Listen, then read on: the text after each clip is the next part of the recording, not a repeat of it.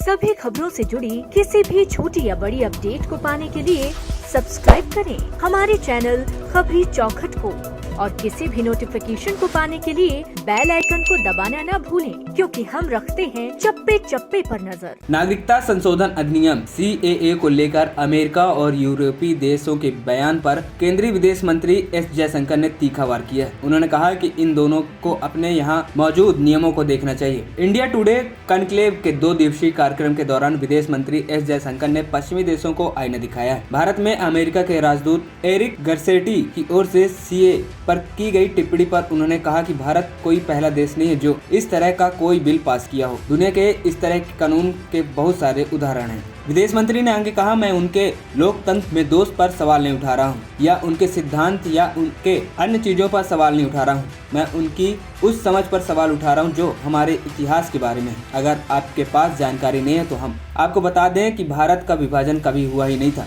वो समस्याएं पैदा ही नहीं हुई जिसे CAA कानून में एड्रेस किया गया हो। अगर आप कोई प्रॉब्लम्स को लेते हैं और उससे एक ऐतिहासिक प्रसंग को मिटाकर बात करते हैं तो यह संभव नहीं है। वहीं विदेश मंत्री S जयशंकर ने आगे कहा कि अगर आप हमसे सवाल पूछते हैं कि क्या अन्य लोकतांत्रिक देशों में विभिन्न मापदंडों पर इस तरह फैसला नहीं लिया गया, तो मैं इसका कई उदाहरण दे सकता हूं। अगर आप यूरोप को देखते हुए कई यूरोपीय देश उन लोगों को नागरिकता देने के लिए फर्स्ट ट्रैक अपनाते हैं जो विश्व युद्ध में कहीं छूट गए थे।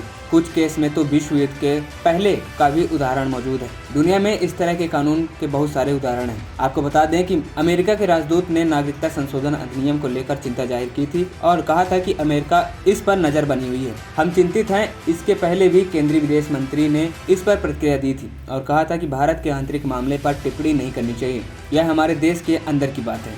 खबरी चौखट की रिपोर्ट।